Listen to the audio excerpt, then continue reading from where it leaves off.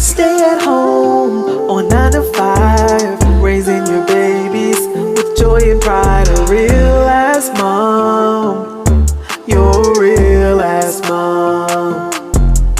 Taking care of business. Ooh, girl, you're resilient. 'Cause you're a real ass mom. A real ass mom. Welcome to the Real Mama Pod.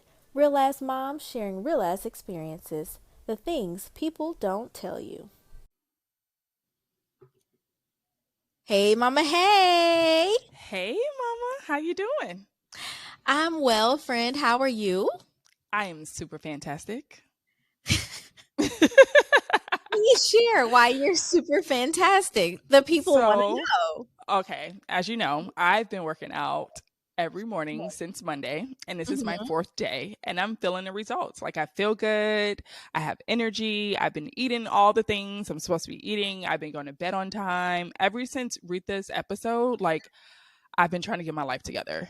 Yeah, I can. Yeah. First of all, I'm proud of you for sticking to the goal. And between Retha and still Sherez from season 1, like I have been intentional about keeping myself like up appearance wise and just how I feel and keeping things organized after Retha's episode. Like she really dropped some key pointers about like how to organize life. So I can agree to that for sure. But Yes. And you know, I'm super excited because we have a guest. And you know, I love is our there ever guest. a time when you're So, not super excited? It's like I'm super excited. We have a guest. I'm super excited. We have a guest. But yes, okay, but can we I are tell you why? Like, it's Black History Month, right? yes, And we indeed. have the best possible person to talk about this subject. And I am just so honored. Everything is like full circle. We've known this person since we were freshmen in college. Like, Yes, who is our Miss I Fan just, too? I miss FAMU, y'all. Like, oh my gosh. Anyway, go ahead. Go into the introduction, friend. I So, cannot wait. so we have Dr. Kimberly Brown Pellum, and like Devin and I mentioned, Kimberly was like she was our Miss FAMU. Like we were young girls coming to FAMU, didn't know what we wanted out of life, and she was just this beautiful figure, not just physically but internally as well. Like she was always so Yes. welcoming and so nice, and she was a pleasure to have as Mrs. FAMU, or not Mrs. Miss FAMU. But I want to give some background about Kim and just who she is because she's amazing. So I'm just going to read her bio because I feel like word for word it's just perfect. So Mhm. Dr. Pelham, with a terminal degree in United States history from Howard University, Kimberly specializes in the history of women's images, Southern culture, yes, for the Southern girls, Mhm. and the Yes. Black freedom struggle. I'm here for this. Her contributions to publicly accessible history include work at the Smithsonian Institution's National Museum of American History, the National Park Service, the Rosa Parks Museum, and Google's Arts and Culture series. Mhm. Kimberly is currently a member of the faculty in the Department of History at the Florida A&M University, and sparkle is her favorite color. I need to know what the sparkle color Yes. is. Check out Kimberly. Like she's amazing. So I'm here. Me and Devin are both here to introduce. Her name is Dr. Kimberly Brown Pellum, but she prefers to go by Kim in this conversation. So welcome to the Real Mama Pod, Kim. Thank y'all for having me. I'm so appreciative of y'all thinking of me for this platform. Yes, we Yes, wouldn't have it any you other are way. me. How do we have the same response? But that's the truth. We really Right. don't have it any other. We were talking And I about didn't realize, because of the scheduling, I didn't realize that I was the Black History Month special Yes. edition. yes. So now I feel really, really important. So thank you. Yes, you are Yes, our you are person for this important. for sure. So, Oh, Kim, tell us about your journey to mamahood. well, it started actually with, of course, you know how babies come, right? I have to start with my husband and I and how we met. We were both teaching at Alabama State University in Montgomery, Alabama. I guess one of the flagship HBCUs in the state. Fun fact about Alabama, more HBCUs than any other state in the nation. All Okay. right, And Alabama. my husband does, he has expertise in digital media and design. And at the time, I wanted an illustrator for some children's books that I was working on. And you know how during the faculty institutes, you find out which faculty do what, and they identified him as someone in graphic design, doing photography. And so I introduced myself to him and I said, can you handle like a 2-week turnaround on some illustrations? And he laughed like, that's cute. Clearly, you don't know what you're talking about. And we ended up going out, and he quoted me for the illustrations. I was not interested in paying that price. And so I, paid in other ways. And here we are with 2 children and a home and a nice life. So that is the precursor to my journey to motherhood. And we were married for about a year before our daughter arrived. She's 4 years old now, and now we have a son who is the 4th in a line of Fredericks. And yeah, it's been a beautiful journey, one full of challenges for sure, as any mama can tell you. My pregnancies were difficult. Suffered, some miscarriages prior to, and all of those things. But motherhood is just one of those experiences that I call the deepest learning experience on the human journey, because I really believe that there is nothing that you can feel as intensely as you do about delivering and nurturing and raising a child. So yeah, it's been all of the things. 100% agree with that. Wow. Yeah, I love that. And thank you for your transparency. I didn't know you experienced a miscarriage. So thank you for that. Okay, so we're talking about Black History Month. We're talking about African American history. Like, when did you fall in love with African American history? So I'm born and raised in Montgomery, Alabama, right? Mm-hmm. So let's start there. It's very difficult to be a kid in the 80s, 90s in Montgomery and not be enveloped in the story of Black folks, community, and resistance. And my mother is a Tuskegee grad. My father is an Alabama State graduate. And we all know that there is a particular tradition and a particular ideology that those of us who graduate from HBCUs carry, particularly as it relates to memory and ancestral reverence. And so my parents, who are from rural Alabama and also HBCU graduates, especially carried that reverence for who we are and our journey to get where we are. And so my earliest memories include my mom taking me to Booker T. Washington's home on Tuskegee's campus. And I remember the walls being enameled in real gold. And it was just so spectacular and fascinating to know that 100 years ago, and this is what a Black man not only dreamt for himself, but actually built for himself.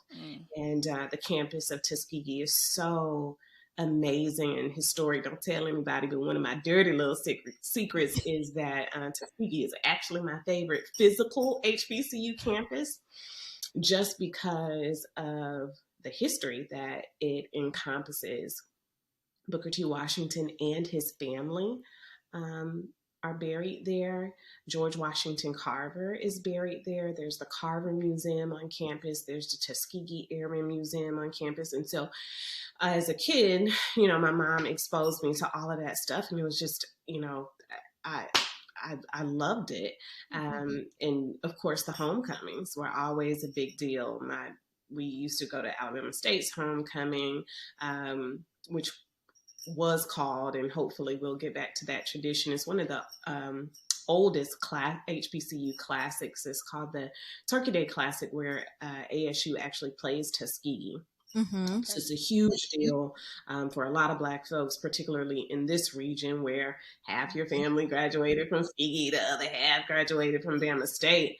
And so to see Black women perched on floats and wearing furs and these flowing dresses. Y'all mentioned earlier, sparkle is my favorite color, honey. So I was just very drawn to that, right? It was exciting. People dressed up. The music, the food, why not? So those were my first memories of history and culture, and I was sold. Mm-hmm. My grandfather went to Tuskegee, and my grandparents are from Alabama, so it's good to hear your perspective. I grew up all around the world, but my family was based in Florida. So it's good to hear your perspective on growing up and learning about African American or Black history from the lens of someone who grew up like in the mecca of Black history, right? So that's awesome. Awesome. So you mentioned that you have 2 children and y'all live in Montgomery, right? So how do you all instill like our culture, Black culture, African American history into your children? And are you all pushing, or will you push for them to attend an HBCU? So this is not a fake Zoom background. This is actually like where my husband and I work, and I would show you the rest of the room, but it's a hot mess. But we call it our learning lounge, right? My kids are partially homeschooled right now. They're young, so we don't know what we're going to do in the future. But right now, they are homeschooled. And my husband and I are both HBCU graduates. Mm-hmm. And we are firm believers in instilling in our children the importance of the Black tradition. But we're not so crazy that we wake up in the morning like, recite this Marcus Garvey right now. It's not that type of party, but certainly it's in the books that they see on our shelves. It's in the art that is on our walls. It's in the things that we practice at home, the rituals that we honor. My kids already know right after Christmas, baby, we rolling into Kwanzaa. What is you talking about? Like, so they appreciate who they are already. And I just want to make sure that is something that they retain as they continue to grow. So I think, just by virtue of what they're exposed to, not just in our home, but outside of it. We went to FAMU's homecoming this past year, and it was a big deal for my 2-year-old little baby, y'all. So he's born in 2020, right? So true COVID baby. This dude has never been to the Target. He ain't been to the church. So his whole reference point for many things is the YouTube. Mm-hmm. And so on Fridays, we had FAMU Friday, and I played up. My kids know the alma mater. Yes. I play, say la la. We do, we just do it all. We have a little pep rally in our pajamas. And so we call my son 4 because he's the 4th. And he marches. He says, I'm the band. He says, I'm the FAMU band. And so when we took him to convocation this year, that was like a huge thing for both of them. And so I think not only being in our home, but also hopefully as their parents, curating these experiences for them, will give them what my mother gave to me, which was an exciting lens through which to study their history and their present identity. Mm-hmm. Which I HBCU love did your that. husband attend again? Raggedy Fort Valley, yeah. We love all HBCUs, but you know how we feel We about sure those. You know I'm teasing. I got to get some more Fort Valley stuff in here. Y'all see my gold rattler? We have our little, y'all seen the HBCU dolls that just came out? Yes. So we have Tuskegee, we have the FAMU one. So I said I'm going to be more intentional and be a good wife, and I'm going to start getting more Fort Valley stuff around here. So because I have a whole room I call the Rattler room. He's like, you are insane, and so is everybody else who graduate from FAMU. Yes. But thankfully, both of our husbands went to FAMU, so if they didn't, they'd probably be tired of us. Like we're always putting on for the Rattler vibes. So do your babies have to go to FAMU or No. any HBCU? If they go to school, yes, Okay. my money will go to an HBCU, but I'm not wrapped up in FAM, especially as a professor. I think that there are so many of our institutions that have signature programs, right? And so if you look at North Carolina A&T and their engineering program, it's top notch. Howard and pharmacy, FAMU and pharmacy, FAMU, of course, everything at FAMU is top notch, but God bless the others. But you know what I'm saying. You know, Tuskegee, their veterinarian program is legendary. And so I tend to, even with my students who are considering graduate school and advanced studies, I tend to encourage them to think about the institutions that carry the programs that reflect their interest. And so I would tell my children the same thing. Okay, I love that. So when we're talking about culture, how would you describe Black culture or African American culture? Sometimes I struggle with that, like giving it a definition. So I would like to see what you think. I think I struggle with that too. I think I struggle with that too. There is so much variety, right, in who Black people are. Particularly as you talk about the diaspora, like Black people around the world. And then even for those of us who are descendants of enslaved people in America, there is diversity there. And one of the things that I begin my semesters with in my intro to African American history course is to help my students understand that, you know, prior to the modern era, prior to 1500, 1400, there is no such thing as race, right? It's all invented. Slavery and the rise of Christianity requires the invention of racism and race in order to support this oppressive system that ultimately provides the economy necessary for building the Western world. All of that to say, you know, these people came from various places in West Africa, right?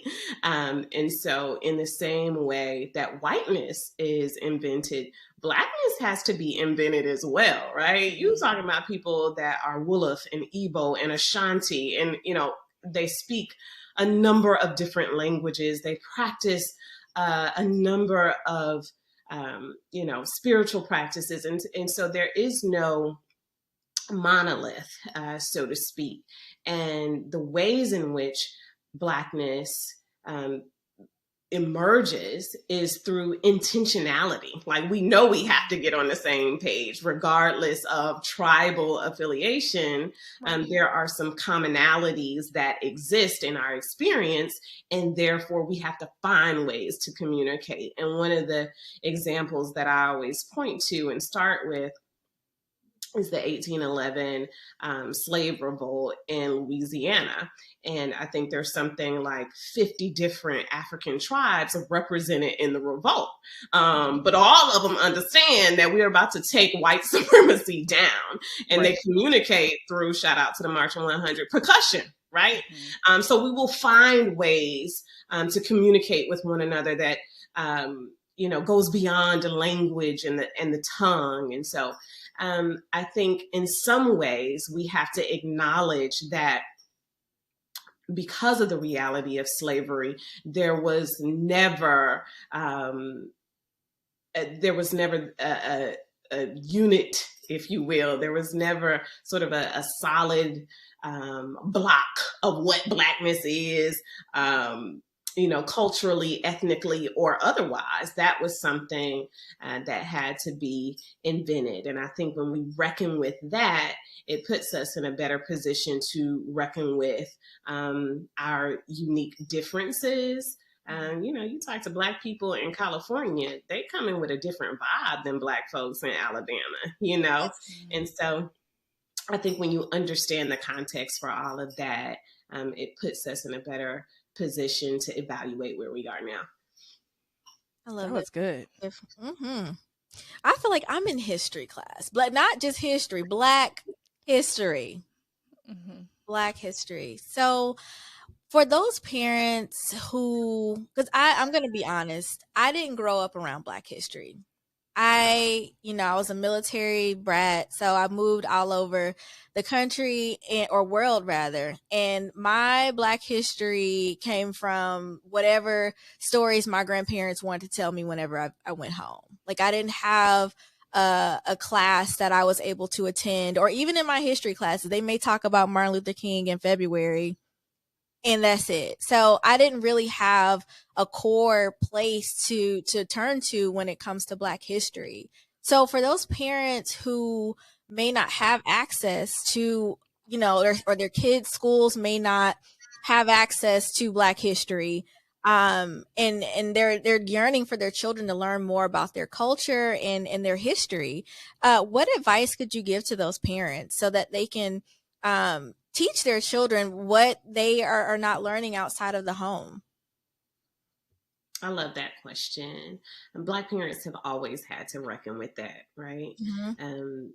It's funny that you bring that up now while there's so much happening in Florida.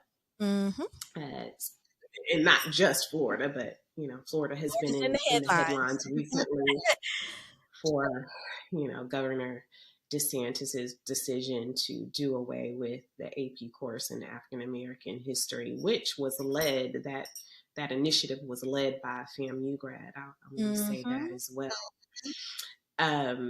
But to your question about Black parents and what resources they might use, the first thing that I would say is to reach out to folks who carry some expertise, right? And I think sometimes we think about expertise through a narrow lens. It doesn't have to be a professor, right? Talk to your grandmama. Let's start there, right? Ask her where they're originally from. One of the assignments that I give when we're talking about the Great Migration in class, how many of y'all are from Chicago? Ask your grandmother where she's originally from, why they left, how they got from Alabama to Chicago, what realities pushed them from one place to another. What was that journey like? What were the differences in their experiences in the South versus the Midwest? And so that would be my first piece of recommendation, is start with where you are. Talk to your great aunt and your great uncles. The second piece of advice I would give is to record them. I am very adamant. People ask me all the time for recommendations, and I send them sort of a briefing on how to do oral history with family members, because unfortunately, so much of African American history has been lost, right? And there are ways in which that we can exercise agency in recovering what is right here in front of us. We have the technology, honey. If we're doing a podcast, then certainly you can record your auntie telling you about your family's history. And then lastly, shameless plug, right? This is why, or part of the reason why I developed the historyconsultants.com. I always wanted to run an agency that brought academically sound history to communities that might otherwise not have access to it. Because to your point, everybody ain't enrolled in the AFAM class at the HBCU. But I do think everybody should have access to it. I think the internet can be very tricky these days. Everybody and their Mima has a Black History 101 account on the Instagram and down to the YouTube. And so sometimes it's difficult to weave through factual history versus, the kind of mythical stuff that we see put out there. And so myself, along with my best friend, Dr. Arlisha Norwood, who's also a graduate of Howard University, we work together to make history accessible to various publics. And, we've both done children's books. I just did a Go Fish card game called Black Heroes recently. So there are all kinds of resources out there. And I am one to encourage parents to make sure that the resources that you're procuring from your kids come from worthwhile sources. Wow. Thank I you love for that. that. I'm glad you said that too. So two things to recording like the people that are alive now, right? So full circle, my sisters and I were talking today in a text message, and we were just talking about our great grandfather and how we didn't know much about him. And she literally picked up the phone and called my grandfather, and he gave her all this information. So I was like, this summer, we're going to go around and record the elders in our family so we can capture this. And there are agencies that charge you a lot of money for this. Alina actually did a podcast on an agency that does this. Honestly, we can't afford it because I looked into it, but I'm like, this is my summer thing. This is what I'm doing. Like, I'm interviewing my family members. I'm documenting things. I am getting all into it because I really don't know a lot. And we found out so much from just a 5-minute conversation. So I'm really excited about that. And I'm happy you said that. And I'm happy you're doing it. Yeah. I'm happy you're doing it. And it's going to be so fulfilling. Another thing that everybody has to do is get on the genealogy websites. There are, tons of them out there. But definitely make sure that you're taking advantage of those digital family trees, because you never know who you're connected to that may have already collected some of the information that you're interested in. So hop on that as well. Yeah, That's true. when I'm glad you said that. I needed that confirmation. Yeah, I'm actually gonna start because I have these conversations with the elders in my family, like my great aunts and great uncles, and they have a lot of history. Like they know a lot of how our family grew up, how it started, like where the roots are, and most of my family is from Alabama, like the deep country, Monroeville, places that you have no idea. We might be cousins. So, I'm gonna take that nugget, Kim, with like recording, because when I went home this past Christmas, I sat down with one of my great aunts and asked her, like, tell me more about my family, because I don't know much. Like, I want to know as much as I can. And I feel like I'm going to turn into the family historian because of just me inquiring about like who we are, where did we come from? And because we didn't come from Pensacola. Like I know that our roots are much deeper than this. So I'm gonna take that nugget and start recording a lot of those conversations, both visually and an auditorial version of them as well. So I'm gonna steal that one. I'm gonna show you guys this. Okay. Hey, Oh, is that a family tree book?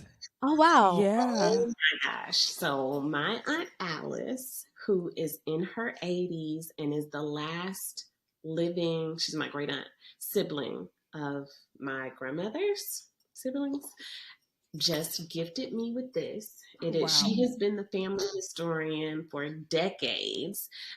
They have always, and this is another reason why I had gravitated to history as a professional route, they used to take me to their land, the original plantation where they came from. Wow. And so my Aunt Alice has held on to this for years. And this last time I visited, she said, it's yours. You're the Wow. family historian. You can have it. So this is my favorite thing that came out of 2022. And it has, it tells you who was enslaved and what happened thereafter. And it has a picture of what they call the old place, the old home place, where, the original home where all the siblings started. So. Wow. That is some rich history.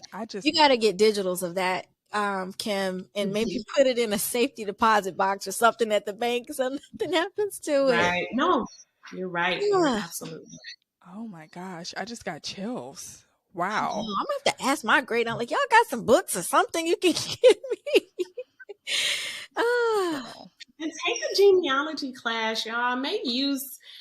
Me in this homeschool journey, I have learned so much at the regular, basic local library. Like, you go to the local library, they have genealogy classes and all types of stuff that your tax dollars already pay for. And I took a genealogy class last summer and really enjoyed it. And, the professionals who do this work can kind of guide you through how to make the family trees, how to make use of things like tax documents, divorce records, marriage licenses, and how to connect those dots so that you can provide the context for your own story. So I would highly recommend gathering records as well.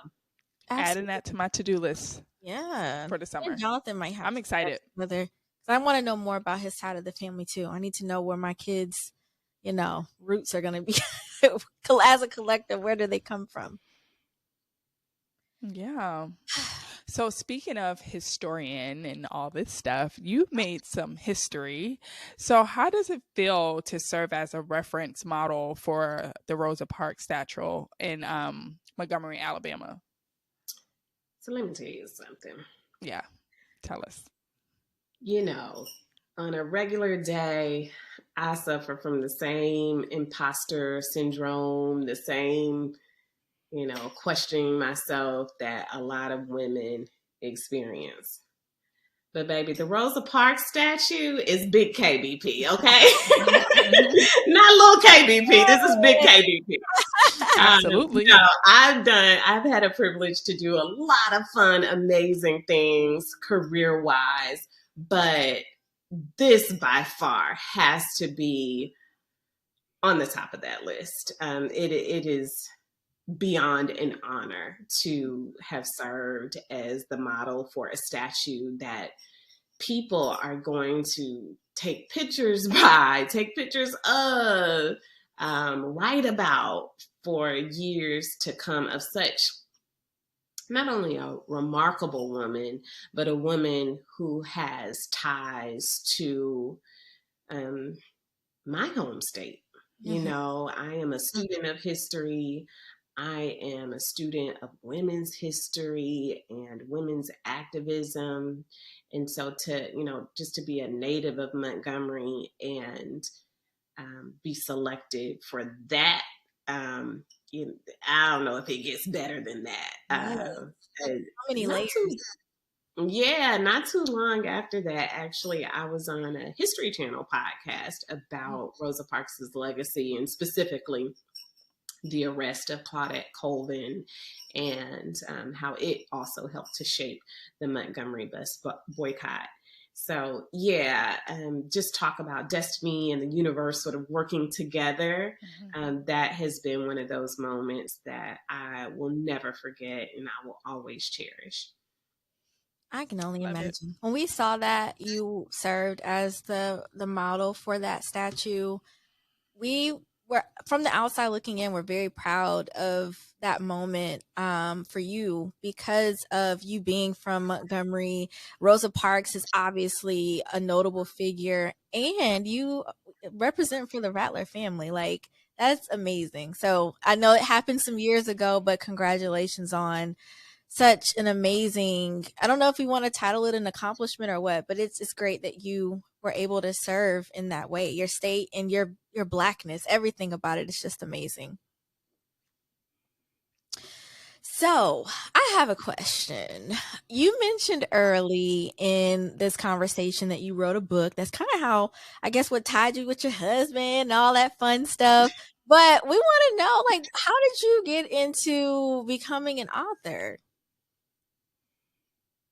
You know what? So I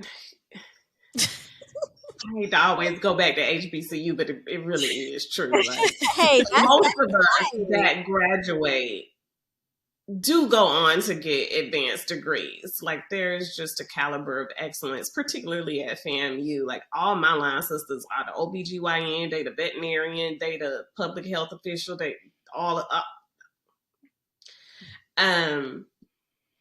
and so many of you know, because of, you know, what is required of you when you get the terminal degree in whatever field you're in. For me, it was the PhD in history.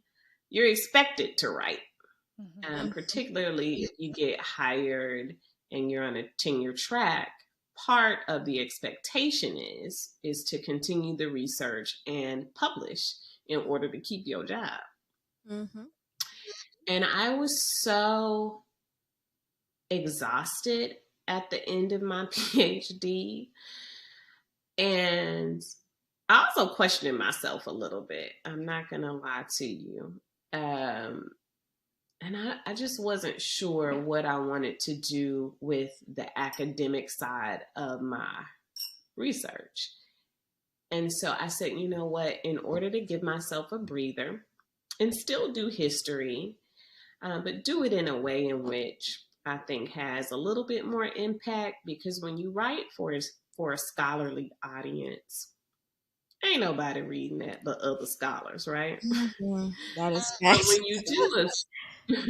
when you do a children's book, there's an opportunity to impact a family. Mm-hmm.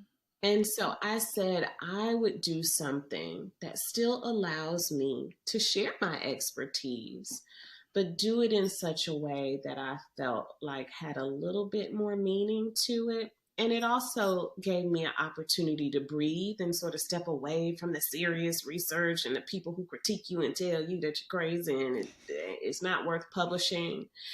So I started with Queen Like Me.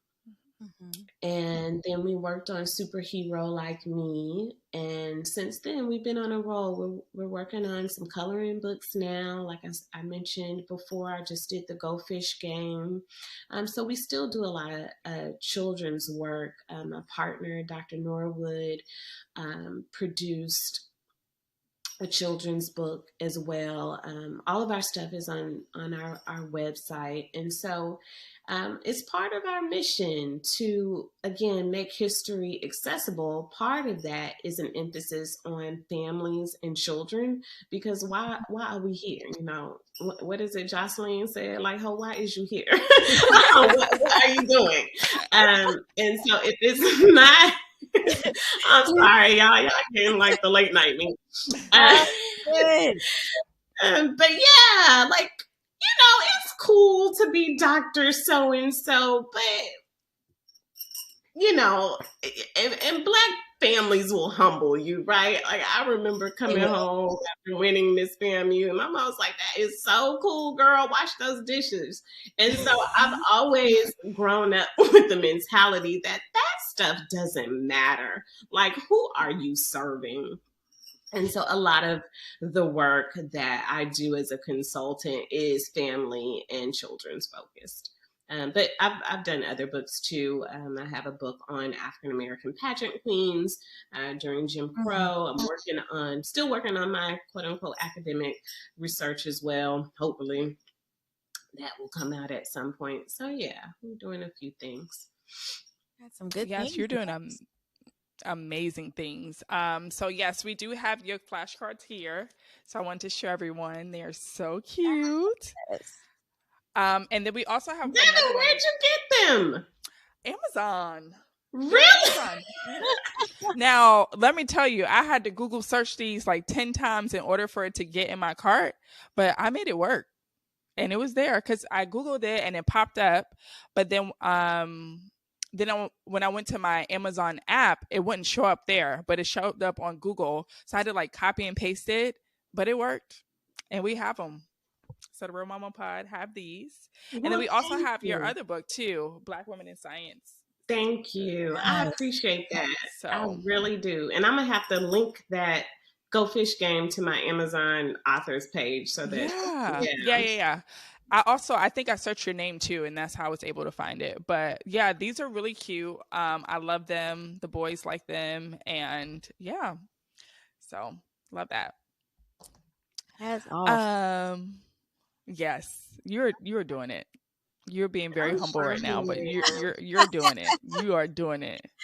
I'm trying. So my last question would be, with the culture of today's world in the United States, let's just say the United States, like, do you see us making positive steps in the right direction?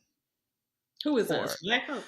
just as a Look at the country?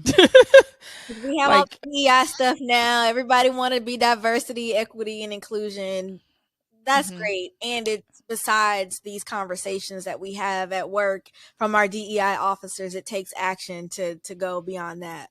So do you see there being a shift in the way the world blues views Black folks, people of color, and the way that we're treated? Like, do you see, I guess, a step in a better direction? I guess we should say, with, I guess, the way that the world views us, or this country. Let's just keep it here for now. I don't know. To be honest, that's a huge question to try to unpack. Mhm. So I would never say that I'm in any position to answer. I will offer some general and personal thoughts, and I'll start with saying that as a mother, it is very difficult for me to see the light at the end of the tunnel sometimes. Here in Montgomery specifically, the home of the civil rights movement, our public schools are underfunded. Some of them are not safe. Their scores often tend to be failing. And there are a plethora of white church-run private schools that are, of course, well-funded and the antithesis of everything that I just described. And this is the home of the civil rights movement, right?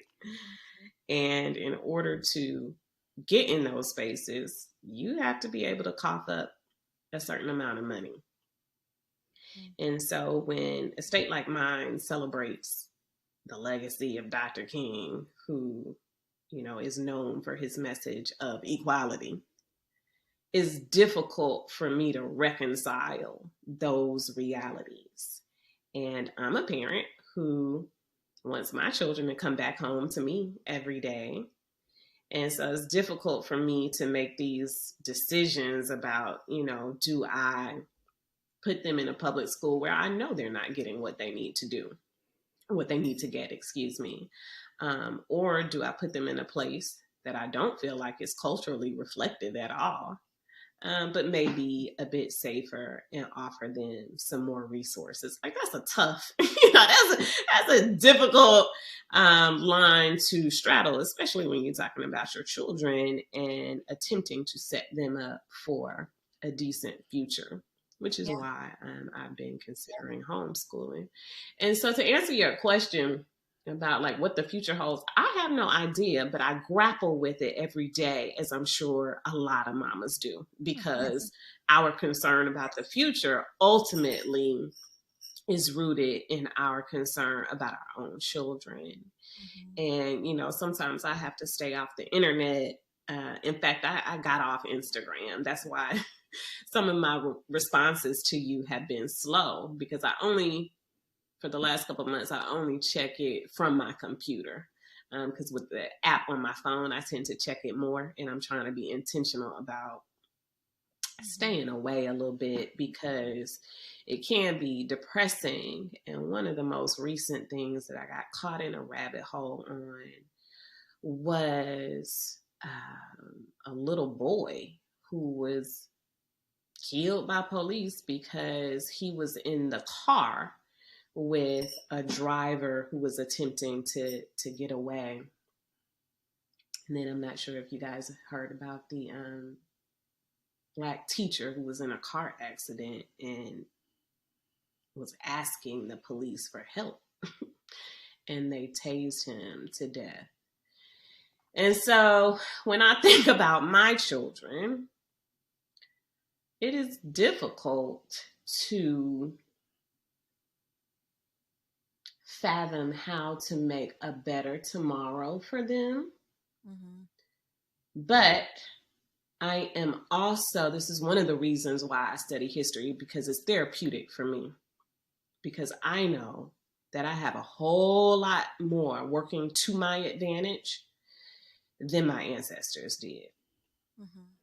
And so if they can build an independent Black town 5 years after the Civil War, if they can establish an institution that still educates young Black people 150 years later, then certainly I can figure out how to make it till tomorrow.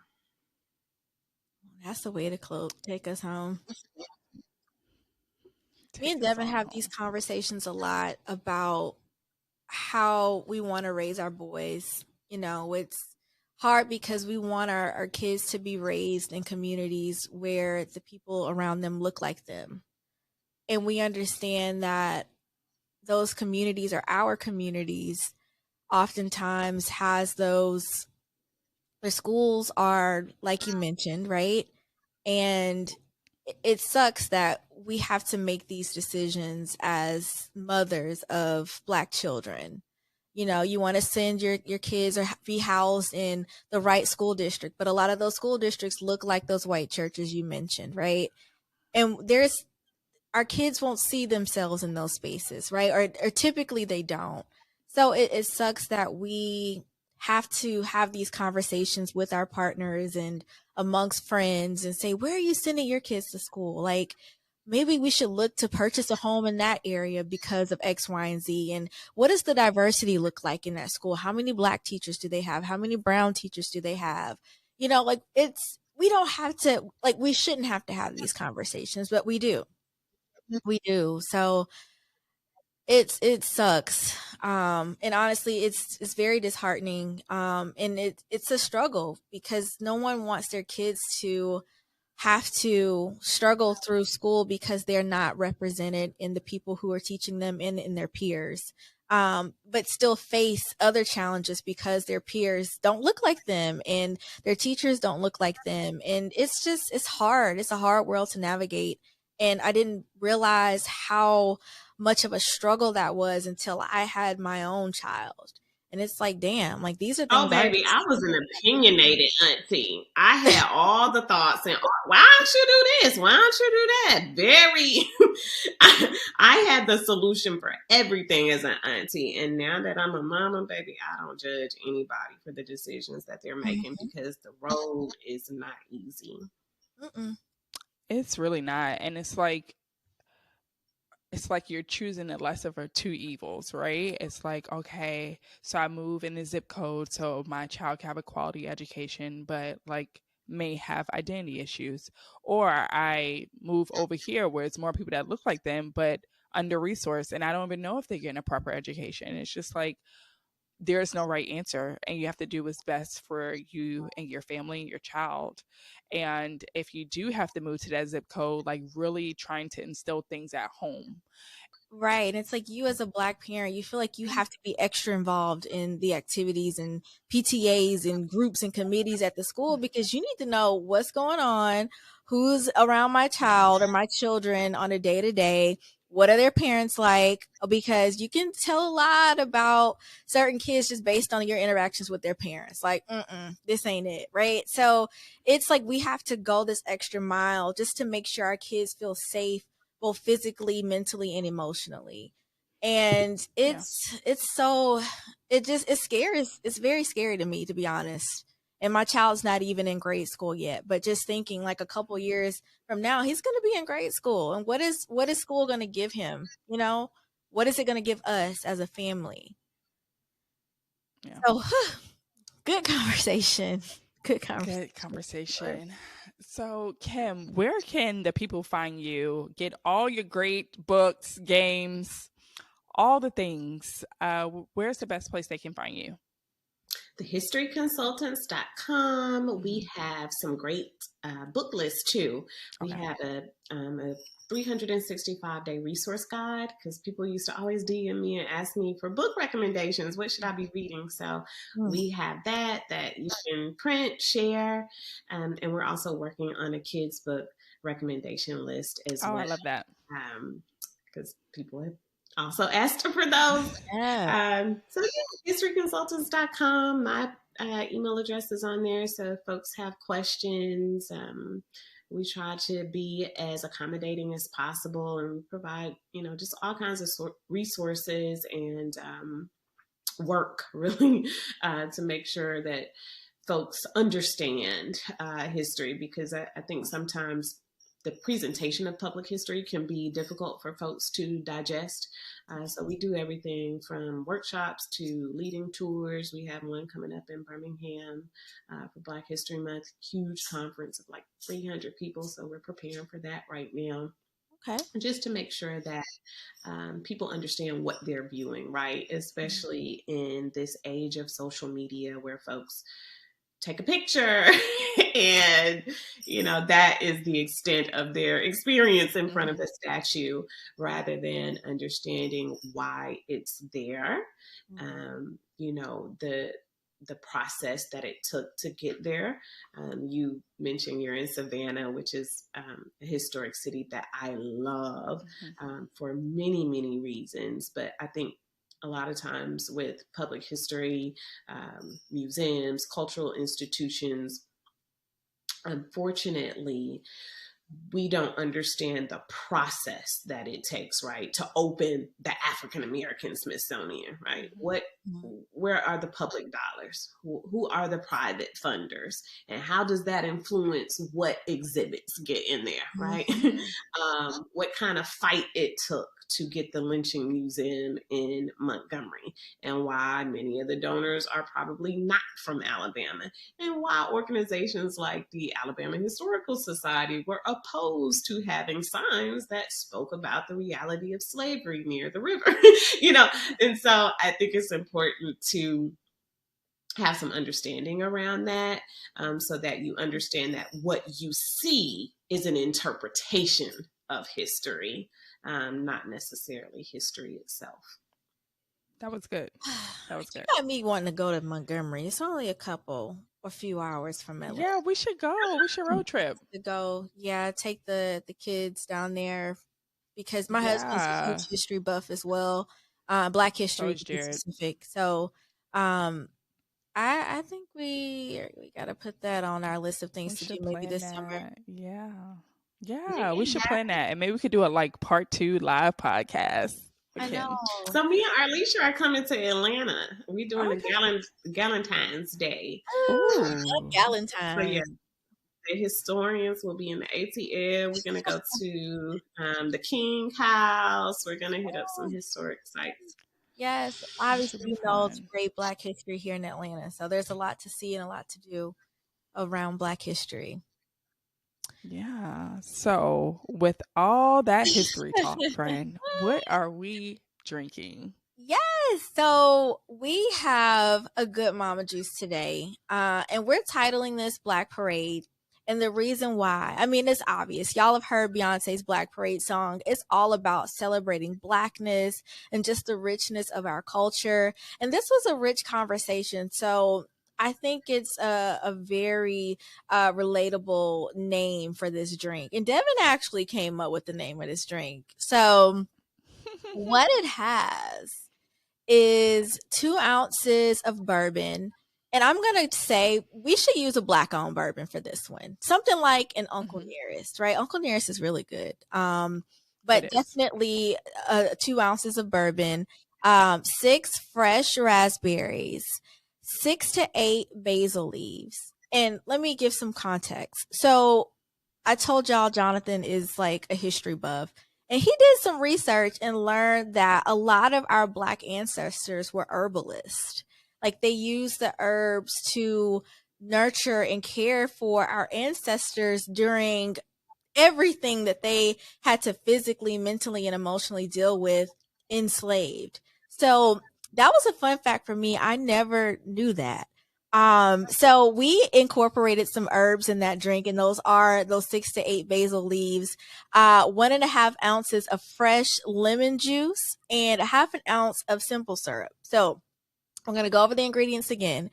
2 ounces of bourbon, 6 raspberries, fresh raspberries, 6 to 8 fresh basil leaves, 1.5 ounces of fresh lemon juice, and 1/2 ounce of simple syrup. Put all that in a cocktail shaker and serve it over ice with a slice of lemon for garnish. And if you're a mama to be or you don't drink, you can have all of that, just no bourbon, and you can replace the lemon juice with lemonade. And that'll be a really good summer spring lemonade drink. So that's our mama juice for today, Black Parade. Love it, love it, love it. Can't wait to try it. I'm not drinking right now, giving up sugar and all that stuff, trying to be healthy, but can't wait to try it. It sounds really good. So the next segment is Mama's Corner, and this is my favorite part of the show because this is our opportunity to connect with our listeners and our guests. And typically you all write in, we ask a question to our guests, and we kind of dissect that question. But sometimes we're reflective, and I feel like this is an episode where we can be reflective. So I have an additional question for Kim. And so, well, something Kendra and I came up with. So we believe you are a very like high achieving woman, right?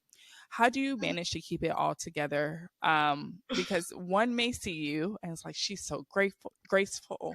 She's so knowledgeable. Like she's a great mom. Like she is just well put together. So how do you manage all of this? And if you're not well put together, you can say that too, because I feel like people see Kendra and I and they're like, oh my goodness, how are you doing all of this? Like you have a full-time job, you're very involved in your children's lives, you're doing this podcast, you have other side businesses. Like how are you doing this? So we're asking you that question today. I do what every other mama does. I drink the wine, I cry to my group chat, and go to therapy. Yeah.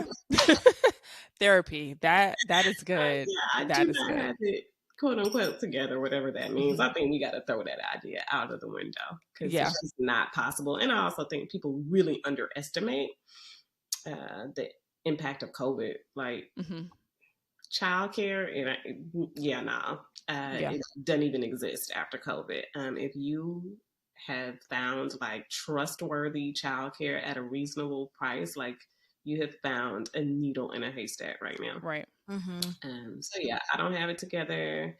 Drinking the wine. Okay. So with you being so involved in so many things, do you ever experience like mom guilt? Every day, all day. I started the podcast asking you all, do your kids vomit? Particularly when my kids are sick, I feel guilty. Like, what have I done? Just having kids, man, like I said earlier, it is the deepest level of the human experience because whatever they are going through, you feel it like just 100 times more. I am not sick. I am not vomiting, but I am acting as if, the plague is in my home because I don't know, just something about looking in the eyes of that little person that you birthed. You take full responsible for everything. You're looking in the hell.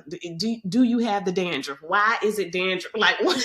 You're very just, you're a mama bear. And I don't know, it's just very interesting to think about it from a biological perspective, a spiritual perspective. I have never. I am so nonchalant about so many things, and I hope not that I don't care about this podcast because I think you guys are amazing, but I hope my thoughts and words have read true to me, which is that, you know, I do think that we should take certain things seriously, but I tend to be a personality where I might cuss a little bit in my lecturing. You know what I mean? Do it. Cuss on this podcast. Yeah. So I tend to be that way about many things, but my children like have shifted that about like everything is a concern of mine because it ties back to them. So it's just interesting to see how, you know, people talk about they don't remember themselves prior to motherhood. I totally get that. Like, because my value system has changed. My outlook has changed. The things that I'm concerned about have changed. What I do with my time, like it's just completely different. So yeah, I don't know what I was talking about, but my kids Oh, we have feel driven you. me We feel you into being 100%. a totally different person. That's real. Oh That's yeah, real. mom guilt. That's what we were talking about. Yeah, I feel guilty all the time when you pop off and yell at them, and then the next post you see on Instagram is about the gentle parenting. You're just like, oh God, I done messed them up for life because I didn't talk about them. Apologizing to a 4-year-old. Yeah, I feel the mom guilt all the time. Yeah, We're not alone. that's real. We're not You're alone. not alone. One thing I learned about gentle parenting: every day is a new day. Every day is a new day, and sometimes they'll just take you there. 4 going on 14 in my house, so it's the 4-year-old mouth and tone and the way he talks to me. It's just like, bro, I'm really trying, and you're testing my patience. So I definitely understand you. Or like when you're trying to take care of business. I know you mentioned that you were just getting home at 8 o'clock. I got a dream job. Working as a curator at a museum in Birmingham last year. And my daughter called me a few times and said, with her little 3-year-old voice, I miss you and I don't like when you go to Birmingham. And so I quit. Like, it's just. Yeah. I get it. Yeah. When will she be 3 again? Right. Right. You know, the museum will be there, hopefully. Yeah. Right. So it's real out here. I feel you. I've had a very long work week, and it's, you know, I've been getting home late every day. I barely saw my son today, but, you know, mommy has to work just like daddy does. And, it's just 1 week, but he knows that mommy will be home and I'll see him in the morning. So we'll roll with that. Yeah. Well, thank you so much. Kim, this was great. Yes, it was. Sorry, Jinx friend, go ahead. Oh no, go ahead. You got it. Oh, I was just saying this was great. We really enjoyed you. We can't wait to do this again. We have to have you back. Maybe we can do a live show the next time we link up. Just putting that out there. But we really enjoyed you. I am with it. And thank y'all for having me. This is so cool. Y'all are so fun. Oh, I was like, who is this? The real Mama Pod? What do they want with me? But I am glad that I did this and really appreciative of the invitation. Yes. Thank you so much. Well, until next time. Bye. Have a good night. Bye.